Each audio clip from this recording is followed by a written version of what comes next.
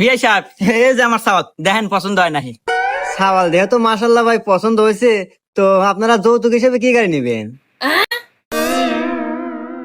এই কথা না চাওয়াতে গাড়ি দিবে চাইতেছে, তাহলে একটা ভালো গাড়ি চা নাকি? R15 চাওয়া যায় নাকি? আচ্ছা বিআই বিআই তাহলে ই করেন গা, একটা BMW নেন গা।